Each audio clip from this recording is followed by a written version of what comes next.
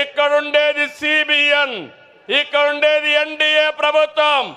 ఎవరైనా సరే డ్రగ్ అమ్మితే, గంజాయి అమ్మితే అదే చివరి రోజని హెచ్చరిస్తున్నాను. మా ఆడబిడ్డల జోలుకొస్తే ఖబర్దార్, జాగ్రత్తగా ఉండండి. అదే మీకు అంతిమ గడియలని చెప్పి కూడా హెచ్చరిస్తున్నా.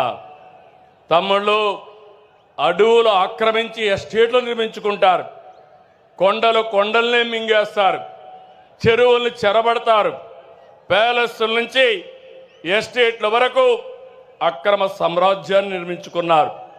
ఆపరేషన్ క్లీన్ పాలిటిక్స్ తో పాజిటివ్ ప్రోగ్రెస్ పాలిటిక్స్ కు నాంది పలకదాం.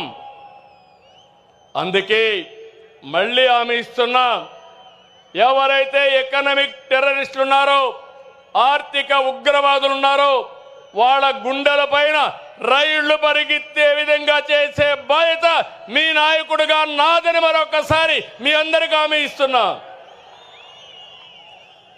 తమ్ముళ్ళు, టెక్నాలజీ వచ్చింది, నేనే టెక్నాలజీ తీసుకొచ్చాను. సాంకేతిక మనం చూస్తే బ్రహ్మాండంగా ముందుకు పోతా ఉంది. ఒకప్పుడు చిన్న పనికి కూడా ఆఫీసుకు పోవాలి, దర్జాగా ఆఫీస్కి అవసరం లేదు, ఫోన్లో వాట్సాప్లోనే అన్ని సేవలు వస్తాయి. ఇప్పటికే 380 సేవలు. అదే మరిగా రేపు జూన్ 12కి